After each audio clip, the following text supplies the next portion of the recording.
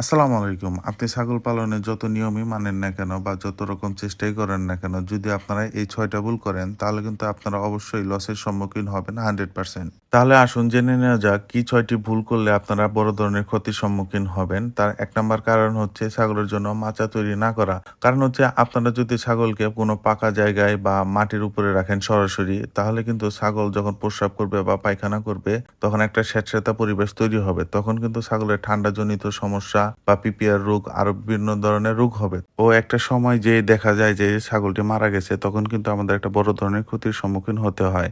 আর ২য় নাম্বার যে কারণটা হচ্ছে তা হচ্ছে পিপিআর ভ্যাকসিন না দেওয়া।